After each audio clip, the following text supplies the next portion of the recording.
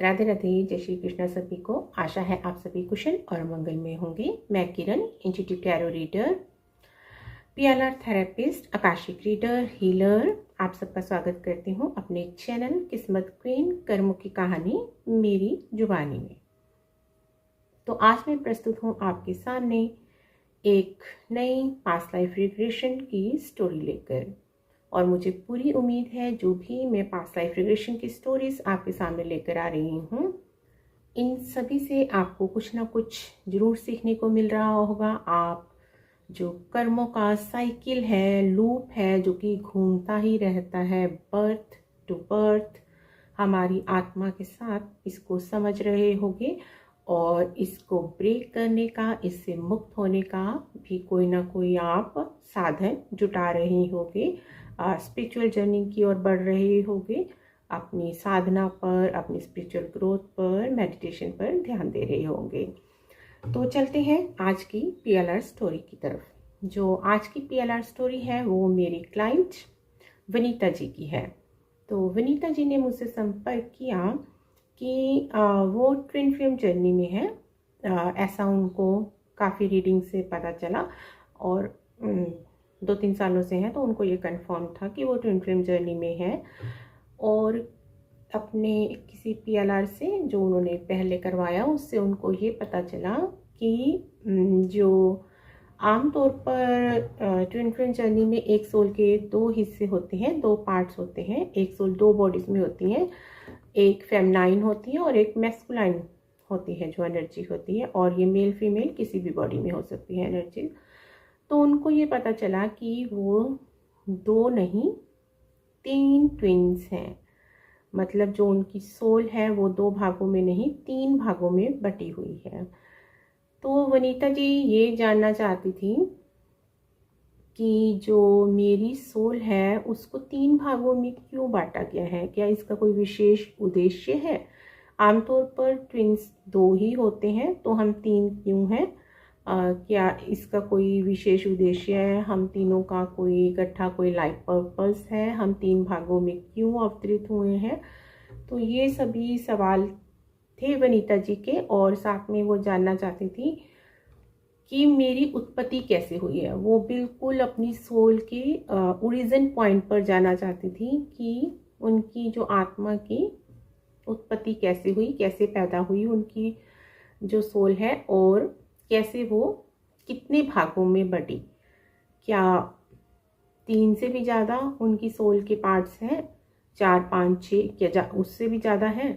तो वो टोटल भाग जानना चाहती थी कि उनकी आत्मा कितने भागों में बटी, और इस धरती पर इस समय में किस किस शरीर में उनकी आत्मा का अंश है, और किस में मैस्कुलाइन एनर्जी है किस बॉडी में, और किस बॉडी में फेमिनाइन एनर्जी है, और किस में कितने % उनकी टोटल आत्मा का कितना % किस बॉडी में है। ये क्वेश्चन वो ये सब वो जानना चाहती थी अपने PLR से।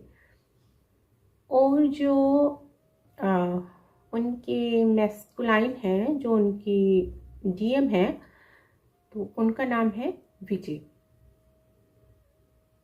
वनीता जी ने बताया, वनीता जी जो कि लुधियाना पंजाब से हैं, और यहाँ पर मैंने जो सबके नाम चेंज कर दिए हैं, सब काल्पनिक नाम है ताकि उनकी पहचान को गोपनीय रखा जा सके। तो उन्होंने बताया जो उनके DM विजय हैं, उनके मल्टीपल रिलेशंस हैं। वो काफ़ी फीमेल्स के साथ ऐसे ही बातें करते हैं जैसे कि उनके साथ करते हैं। और जो उनको पता चला, एक और फीमेल है सरला जी, जिनके साथ विजय जी के रिलेशन है, और वनीता जी भी उनसे कांटेक्ट में आई सरला जी के। तो उनके बारे में ही उनको पता चला कि वो भी विजय जी की ट्विन सोल ही हैं, और वनीता जी की वो ट्विन सोल ही हैं। मतलब वो 3 बॉडीज़ में है। एक वनीता जी हो गई, एक विजय और एक सरला, तीनों ट्विन्स हैं। उनको ये एक PLR से पता चला अपने। वो ये जानना चाहती थी कि जो उनके ये मैस्कुलाइन DM विजय हैं, उनके मल्टीपल रिलेशंस हैं, और उनमें से 2 फीमेल्स हैं जिनके साथ की विजय जी को बहुत गहरा कनेक्शन फील होता है। विजय जी उनसे प्यार करते हैं। तो उन 2 फीमेल में एक का नाम है शालू और एक का नाम है अनीता। तो इनमें से जो विजय जी हैं उनको शालू और अनीता के साथ ज़्यादा कनेक्शन फील होता है, अपनी भी ट्विन से ज़्यादा। अकॉर्डिंग टू विजय जी का ये कहना था कि उनको शालू और अनीता के साथ ज़्यादा कनेक्शन फील होता है। वो शालू और अनीता जी से प्रेम करते हैं, शालू से सबसे ज़्यादा कनेक्शन उनको फील होता है कि वो उससे शादी करना चाहते हैं। अगर उनसे शादी नहीं हुई तो वो अनीता जी से शादी करना चाहेंगे।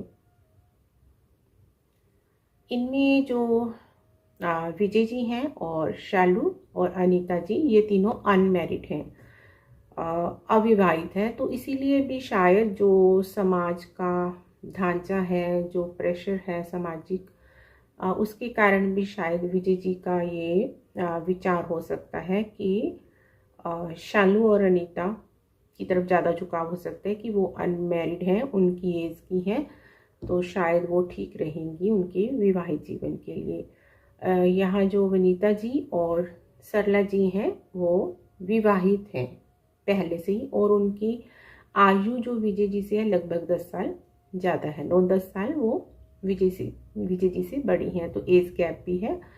तो यहाँ पर जो मैस्कुलाइन एनर्जी है वो लॉजिकल होती है, दिमाग से ज़्यादा चलती है, तो वो देखती है कि उसका बेनिफिट किस में है, और समाज के अनुसार उनका कंफर्ट जोन जो है वो कंफर्ट जोन में रहना ज़्यादा पसंद करते हैं। जो मैस्कुलाइन एनर्जी है समाज के अनुसार समाज के बैरियर्स को नहीं तोड़ पाते, तो इसीलिए भी शायद उनका झुकाव जो है वो शालू और अनीता की तरफ ज़्यादा है, जो उनकी ट्विन्स वनीता और सरला जी की बजाय।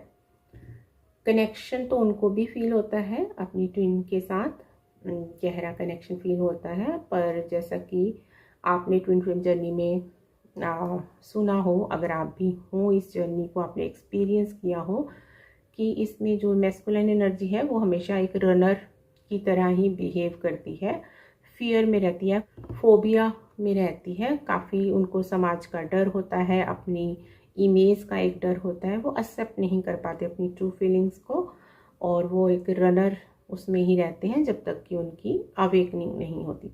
तो यहाँ हम अपने मेन पीआरआर की स्टोरी पर चलते हैं। और वनीता जी का जो दूसरा क्वेश्चन था वो अपने गुरुजी को लेकर था। वनीता जी एक धार्मिक संस्था से जुड़ी हुई हैं, एक स्पिरिचुअल ऑर्गेनाइजेशन से, तो उनके गुरुजी से उनको काफ़ी गहरा कनेक्शन फील होता है बचपन से ही, और वो बचपन से ही जैसे जैसे उन्होंने होश संभाला, टीनेज में पहुंची, तब से ही उनकी डीप डिज़ायर थी कि वो अपने गुरुजी के पास जाकर रहें।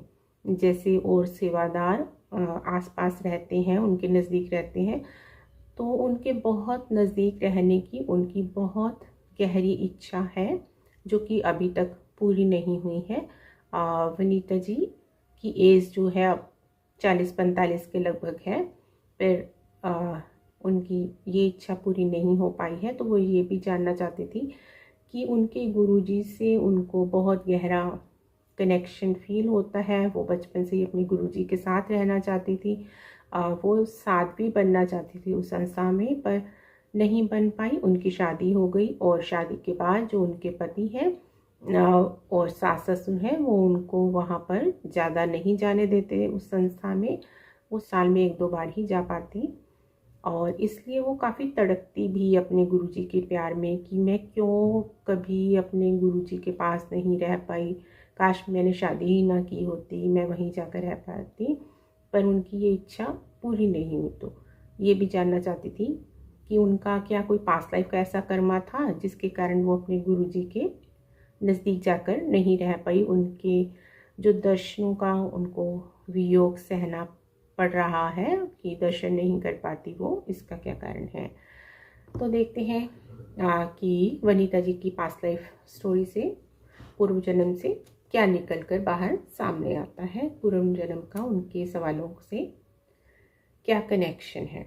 वनीता जी के स्पिरिट गाइड के रूप में उनके गुरुजी आए, और उनके गुरुजी वनीता जी को पूर्व जन्म के दृश्यों में लेकर गए, तो उन्होंने सबसे पहले अपने आप को सफ़ेद बादलों के ऊपर देखा।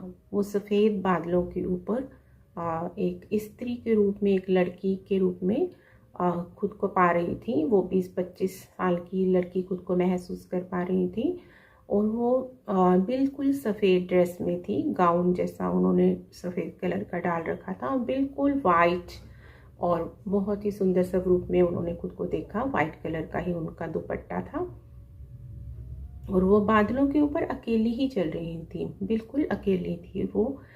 आसपास उनको कोई भी दिखाई नहीं दे रहा था उस समय।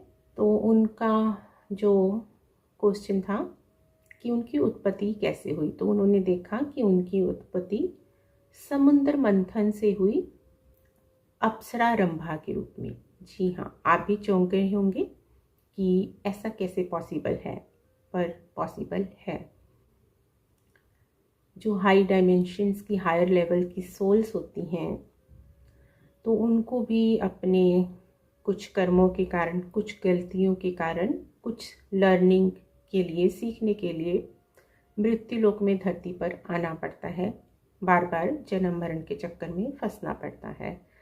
तो रंभा जी से भी कुछ ऐसी गलती हुई जिसके कारण उनको धरती लोक पर जन्म लेना पड़ा और वनीता जी के रूप में अब वो मेरे सामने बैठी थी। तो उनसे पूछा गया कि और क्या क्या वहाँ पर हो रहा है, किस किस की उत्पत्ति हुई है। तो उन्होंने बताया कि समुद्र मंथन से बहुत सारी चीज़ें उत्पन्न हुई हैं, बहुत कुछ निकल रहा है, और लक्ष्मी जी की उत्पत्ति हुई है, कुबेर जी की उत्पत्ति हुई है, अमृत कलश वहाँ से निकला है। जो देवी देवता हैं, वो काफ़ी देवी देवता जो है वो समुद्र मंथन के कार्य में लगे हुए हैं, बहुत सारे देवी देवता हैं वहाँ पर। और उन्होंने बताया कि संजीवनी बूटी की उत्पत्ति भी समुद्र मंथन से वहाँ हुई। फिर वो दूसरे दृश्य में पहुँच जाती हैं जहाँ वो देखती हैं कि वहाँ पर वाइट रंग की ऊर्जा है, सफ़ेद रंग का प्रकाश ही प्रकाश है, और उसमें से एक ऊर्जा निकलती है जो कि 3 भागों में विभाजित हो जाती है। तो वो बताती हैं कि कृष्ण की कॉन्शियसनेस से एक ऊर्जा निकली है, सफ़ेद रंग की ऊर्जा, जो कि 3 भागों में विभाजित हो चुकी है। तो उसमें उनको नज़र आता है कि जो एक मेल है और 2 फीमेल्स हैं। जो एक मेल है वो विजय जी हैं, मैस्कुलाइन एनर्जी, और दूसरी फीमेल वो सरला जी हैं, और तीसरी ये रंभा जो कि वनीता जी हैं इस जन्म में। तो वो तीनों रूपों में बढ़ जाती है वो ऊर्जा। तो उन्होंने बताया कि वैसे तो वहाँ पर बहुत सारी आत्माओं का जन्म हो रहा है, बहुत सारी आत्माएं हैं जो कृष्ण जी की कॉन्शियसनेस से निकली हैं, पर वो उनके ट्विन नहीं हैं। जो एक वो पूरी ऊर्जा निकलती है, एक किरण निकलती है, वो जो 3 भागों में विभाजित होती है, वो ये तीनों ही हैं, और जो बाकी ऊर्जाएं हैं वो अलग हैं। मतलब निकली तो कृष्ण जी में है, पर वो उनका अलग सोलमेट्स हैं वो उनके, पर वो उनके ट्विन्स नहीं हैं। जो बाकी आत्माएं वहाँ पर हैं, बहुत सारी आत्माएं उनको वहाँ पर नज़र आती हैं। तो उनसे पूछा जाता है कि देखिए किस में फेमिनाइन एनर्जी है, किस में मैस्कुलाइन एनर्जी है। तो वो बताती हैं कि जो विजय जी हैं उनमें 50% मैस्कुलाइन एनर्जी है, और जो सरला है उनके अंदर भी 50% मैस्कुलाइन एनर्जी है, और 30% उनके अंदर फेमिनाइन एनर्जी है, और वनीता जी के अंदर 70% फेमिनाइन एनर्जी है। ये बात उनको पहले PLR में पूरी तरह से क्लियर नहीं हो पाती कि किसमें कितनी एनर्जी है। दूसरे PLR में उनको ये पूरी तरह से क्लैरिटी मिलती है कि किसमें कितने % फेमिनिन एनर्जी है, कितने % मैस्कुलाइन एनर्जी है। उन्होंने बताया कि कृष्ण जी के हृदय से एक ऊर्जा निकली जो कि 3 भागों में बटी, जो कि ये तीनों ट्विन्स हैं। तीनों जो है वो बताती है सफ़ेद रंग की ऊर्जा के रूप में मुझे नज़र आ रहे हैं। तो उनका एक क्वेश्चन ये भी था कि अगर हम तीनों ट्विन हैं, जो सरला जी और वनीता जी हैं वो फीमेल रूप में हैं इस जन्म में भी, और विजय जी पुरुष रूप में हैं, तो उन दोनों को ही जैसे ट्विन फ्लेम जर्नी में होता है कि एक दूसरे से गहरा कनेक्शन फील होता है, एक दूसरे के लिए तड़प होती है, बहुत ही गहरी तड़प होती है। तो सरला जी और वनीता जी को जो दोनों हैं, इनको विजय जी से बहुत गहरा कनेक्शन फील होता है, और जो विजय जी हैं उनको भी इन दोनों से कनेक्शन फील होता है, पर एक दूसरे के साथ उनको वैसा कनेक्शन क्यों फील नहीं होता। मतलब कि सरला जी को वनीता जी के लिए वैसा क्यों फील नहीं होता जैसा कि उनको विजय जी के लिए होता है, और वनीता जी को सरला जी के लिए वैसा फील क्यों नहीं होता जैसा उनको विजय जी के लिए होता है। तो क्वेश्चन तो जायज़ था कि वो भी तो आपस में ट्विन्स हैं, चाहे फीमेल्स हैं, तो वो कनेक्शन उनको फील क्यों नहीं होता। तो वहाँ जवाब मिला कि वो इसीलिए नहीं होता कि ऑपोजिट्स एक दूसरे को अट्रैक्ट करते हैं। वो दोनों जो है फेमिनाइन एनर्जी में है, इसीलिए उन दोनों के बीच इतना जो गहरा कनेक्शन उनको फील नहीं होता। जो ऑपोजिट्स होते हैं फेमिनाइन एंड मैस्कुलाइन, वो एक दूसरे को अट्रैक्ट करते हैं।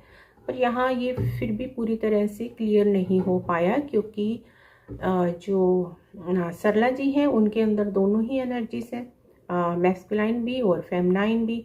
जो मैस्कुलाइन उनके अंदर 50% है, और जो फेमिनाइन है उनके पास अंदर 30% है। फेमिनाइन एनर्जी तो उनके अंदर कम है, मैस्कुलाइन तो बराबर ही है जितनी विजय जी के अंदर है 50%। तो पूरी तरह क्लियर नहीं हो पाया। शायद ये होगा कि इस जन्म में जो वो उनकी बॉडी है उस अकॉर्डिंग की पुरुष का शरीर है या उनका स्त्री का शरीर है, तो पुरुष और स्त्री के बीच में जो होता है वो अट्रैक्शन होता है, अट्रैक्ट करते हैं ऑपोजिट्स जेंडर एक दूसरे को, शायद ये मतलब होगा। तो अब जो उनका एक और प्रश्न था कि जब सरला जी और वनीता जी विजय जी के ट्विन्स हैं, तो उनको शालू और अनीता जी से उनसे भी ज़्यादा गहरा कनेक्शन क्यों फील होता है विजय जी को। तो उत्तर मिला कि वो कार्मिक ही हैं दोनों, ज़्यादा जानने की ज़रूरत नहीं है।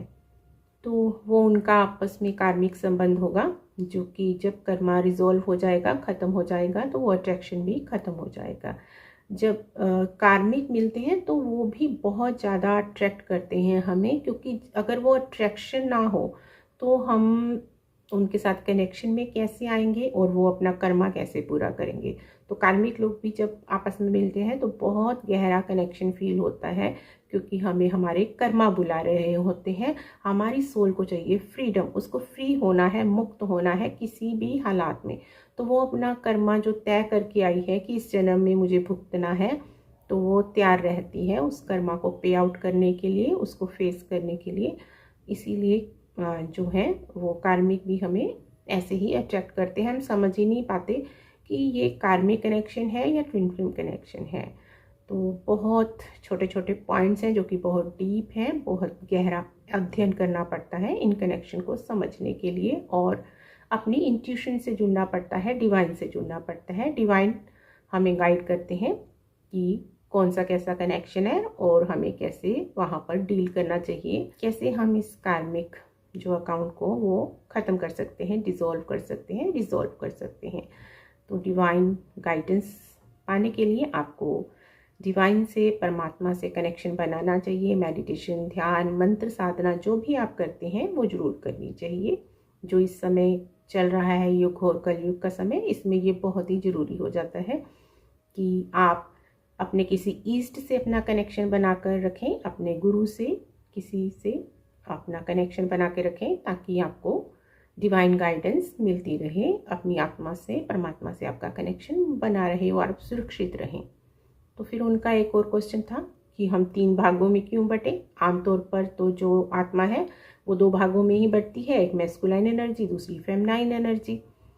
तो आंसर मिला प्रेम सिखाने के लिए, प्रेम बांटने के लिए।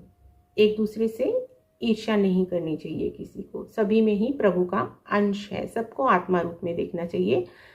ये सिखाने के लिए कि प्रेम शारीरिक नहीं आत्मिक है, उनको 3 भागों में बांटा गया। क्योंकि यहाँ जो पुरुष है वो तो एक ही है, विजय जी, और जो उनकी फेमिनाइन रूप में जो एनर्जी है, फीमेल रूप में, वो वनीता जी और सरला जी में है। तो विजय जी के कारण विनीता जी और सरला जी को आपस में ईर्ष्या होती है, तो दोनों को ये लगता है ये तो मेरा ट्विन है तो मुझे ही मिलना चाहिए। तो वो ये भी लेसन है कि ईर्ष्या नहीं करनी चाहिए, ये भी उनकी लर्निंग है। आपस में जो है अनकंडीशनल प्रेम करना चाहिए, प्रेम शारीरिक नहीं आत्मिक होता है। तो ये उनकी लर्निंग है और उनको ये सीख कर सभी को ये सिखाना भी है प्रेम क्या है, कैसे करना चाहिए। जैसे राधा कृष्ण ने हमें प्रेम करना सिखाया, ऐसे उनका भी ये एक लाइफ पर्पस है कि प्रेम आत्मिक है, शारीरिक नहीं है, ईर्ष्या नहीं करनी चाहिए किसी से भी। तो उनका एक और क्वेश्चन था, क्या इस जन्म में हम तीनों का एक साथ आना जरूरी है, हम तीनों का कोई कॉमन लाइफ पर्पस है? तो उत्तर था नहीं, कि ऐसा कोई जरूरी नहीं है कि वो तीनों एक साथ आए। तो अब जो उनका दूसरा मेन क्वेश्चन था विनीता जी का, कि उनका उनके गुरुजी के साथ पिछले जन्म का ऐसा क्या रिश्ता है जो उनको गहरा उनसे प्रेम है अपने गुरुजी से, और वो हमेशा से अपने गुरुजी के साथ रहना चाहती थी शारीरिक रूप में, पर नहीं रह पाई। आत्मिक रूप में तो वो हमेशा विनीता जी के साथ ही उनको महसूस होते हैं, और स्पिरिट गाइड के रूप में भी अभी उनके गुरुजी ही आए थे उनका PLR करवाने। तो वो ये जानना चाहती थी। तो जब ये क्वेश्चन पूछा गया तो उनके गुरुजी उनका हाथ पकड़कर उनको एक तरफ ले चले। वनीता जी उनके पीछे पीछे चल पड़ी। तो उनके गुरुजी एक दरवाजे से उनको ले गए और दरवाजे से उनको सीढ़ियों से नीचे लेकर गए। जनरली जो होता है स्पिरिट गाइड वो दरवाजे से बाहर ही रह जाते हैं, और जो क्लाइंट है जो अपने सूक्ष्म रूप में वो दरवाजे के अंदर अपनी पूर्व जन्म की यात्रा अकेले ही करता है। पर यहाँ जो उनके गुरुजी हैं वो खुद ही उनको दरवाजे से अंदर लेकर गए और फिर सीढ़ियों से नीचे लेकर गए, जहाँ से उनकी पूर्व जन्म की यात्रा शुरू होती है। तो उन्होंने देखा कि वहाँ से वो एक महल में पहुँच गई हैं। तो वहाँ जहाँ उनकी पूर्व जन्म की जो यात्रा शुरू हो चुकी है, तो वहाँ वो अकेली हैं। अब उनके गुरुजी उनको साथ नज़र नहीं आ रहे हैं। वो एक महल में पहुँची हैं और उनको पूछा जाता है कि देखिए क्या कर रही हैं आप महल में, कैसा है महल? तो वो बताती हैं मैं यहाँ की रानी हूँ, महल की मैं रानी हूँ। और उस जन्म में उनका नाम विजेता है। उन्होंने बताया कि मेरा नाम विजेता है। और जो वहाँ के जो उनके राजा हैं, उनके हस्बैंड हैं, उनको देखने के लिए बोला जाता है। तो बताती हैं कि विजय जो उनके इस जन्म में TM है, ट्विन है, विजय जी ही उस जन्म में उनके पति हैं और वहाँ के राजा हैं उस महल में। और उनका उस जन्म का नाम है धर्मेंद्र, राजा धर्मेंद्र हैं वो। और जो उनकी दूसरी ट्विन सरला जी हैं वो उनको छोटी रानी के रूप में नज़र आती हैं, और उनका नाम उनको वसाती मालूम पड़ता है कि उनका उस जन्म में नाम है वसाती, और वो छोटी रानी है। तो मैंने उनसे पूछा कि आप देखिए आपके सबके आपस में संबंध कैसे हैं? तो वो बताती हैं कि अच्छे संबंध हैं हमारे और हम खुश हैं तीनों आपस में। और जब मैंने पूछा कि ये स्थान कौन सा है, तो वो बताती हैं कि ये जोधपुर का कोई महल है। और जो साल है वो उनको अच्छी तरह से समझ नहीं आता, तो कुछ नियर अबाउट 1700 के आसपास उनको समय नज़र आता है कि 1700 के आसपास का ये कोई समय है। तो मैंने उनसे पूछा कि अपने गुरु को देखिए कि वो वहाँ पर मौजूद है, उस जन्म में कहीं है। तो वो बताती हैं कि मेरे गुरुजी जो वहाँ राजपुरोहित हैं, वो राजमहल में बैठे हैं राजा जी के सामने। तो वो जो राजपुरोहित है उस जन्म में, वो इस जन्म में वनीता जी के गुरु हैं। तो उनको नज़र आता है कि वो नीचे ज़मीन पर अपने गुरुजी के सामने बैठी हैं, उन्होंने हाथ जोड़ रखे हैं, और वो एक जो है अपने गुरुजी की आंखों में देख रही हैं, और उनकी आंखों से प्रेम और श्रद्धा के, भक्ति के आंसू बह रहे हैं। बहुत गहरा प्रेम है उनका अपने गुरुजी के साथ। तो उस जन्म में भी वो उनको गुरु रूप में ही देख रही हैं। पर वो देखती हैं जो उनके पति राजा धर्मेंद्र जो सिंहासन पर बैठे हैं सामने, उनको ये देखकर गुस्सा आ रहा है, उनको ये पसंद नहीं है, और वो क्रोध में चिल्ला रहे हैं। जो विजेता जी रानी के, अपनी रानी के ऊपर इस चिल्ला रहे हैं, क्रोध कर रहे हैं। वो अपनी पत्नी विजेता जी के इस प्रेम को, जो कि राजपुरोहित जी के प्रति है, उनके गुरुजी के प्रति है, उसको गलत समझते हैं। वो उसको एक स्त्री और पुरुष का प्रेम समझते हैं। पर जो विनीता जी को महसूस होता है कि वो स्त्री और पुरुष का प्रेम नहीं था, वो एक भक्त और भगवान का प्रेम था, मीरा और कृष्ण का प्रेम था। वो मीरा की तरह अपने भगवान के लिए आंसू बहा रही थी, उनकी भक्ति में लीन होकर उनकी आंखों में श्रद्धा से देख रही थी, प्रेम से देख रही थी। और विरह के आंसू, वैराग्य के आंसू, प्रेम के आंसू उनकी आंखों से झलक रहे थे, जो कि उनके पति राजा धर्मेंद्र नहीं समझ पा रहे थे। वो इसे स्त्री और पुरुष का प्रेम ही समझ रहे थे, गलत समझ रहे थे। तो उन्होंने गुस्से में राजपुरोहित जी को महल से बाहर निकाल दिया। और वनीता जी उस जन्म में, जो कि रानी विजेता है, वो कुछ नहीं कर पाती, क्योंकि वो स्त्री हैं और अपने पति के अधीन है, राजा है उनके पति, तो उनकी चलती है। और वो मजबूर होती हैं, रोक नहीं पाती और अपने गुरुजी को, राजपुरोहित जी को। पर वो उनके विरह में बीमार पड़ जाती हैं और रोती रहती हैं, खाना पीना छोड़ देती हैं, विरह में, प्रेम में आंसू बहाती रहती हैं, सारा दिन रोती रहती हैं। तो उनको नज़र आता है कि उनके कारण उनके गुरुजी को राजमहल से निकाल दिया गया। तो उनको और वो रोक नहीं पाई अपने गुरुजी को जाने से, राजा को ऐसा करने से नहीं रोक पाई। और उनको इस बात का बहुत पछतावा है, गिल्ट है अपने अंदर कि उनके गुरुजी की बेइज्जती हुई है। इस बात का उनको बहुत अफसोस होता है और वो बीमार पड़ जाती हैं, अपने गुरुजी की याद में रोती रहती हैं। उन्हें इस बात से भी गहरा सदमा पहुंचता है कि एक भक्त और भगवान के संबंध को, गुरु और शिष्य के संबंध को लोगों और राजा ने गलत समझा। तो उनको उनके मृत्यु के समय में भेजा जाता है। तो वो देखती हैं कि 26-27 साल की अल्पायु में ही उन्होंने अपने प्राण त्याग दिए हैं। तो जब कारण देखा जाता है कि उनकी मृत्यु का क्या कारण है, तो नज़र आता है क्योंकि वो उन्होंने खाना पीना छोड़ दिया है और अपने गुरुजी की याद में, विरह में वो रोती रहती हैं। और वो ऐसे पलंग पर जो राजमहल में पड़ी हैं बीमार, मृत्यु के समय जो उनके राजा हैं वो पास खड़े हैं, छोटी रानी पास खड़ी हैं और कुछ दासियां उनको पास खड़ी नज़र आती हैं। और वहाँ पर वैद्य जी भी हैं जो कि उनका इलाज कर रहे हैं, उनकी नब्ज देख रहे हैं। पर वो ठीक नहीं हो पा रही हैं, खाती पीती नहीं हैं, रोती रहती हैं सारा दिन। वो देखती हैं कि जो उनके राजा हैं वो दुखी तो हैं, क्योंकि उनकी इस हालत को देखकर वो मर रही हैं, दुखी तो हैं, पर साथ में क्रोध भी है उनके अंदर कि वो राजपुरोहित जी से, गुरु जी से इतना प्रेम क्यों करती हैं। इतने में ही जो वैद्य जी हैं उनकी नब्ज देखकर बताते हैं कि वो नहीं रही, उनकी मृत्यु हो चुकी है। तो सूक्ष्म रूप में उन्हें नज़र आता है मृत्यु के बाद कि जो उनके राजा हैं उस जन्म में, उनके पति, वो दुखी होकर रो रहे हैं और छोटी रानी भी रो रही हैं, दुखी हैं उनकी मृत्यु से।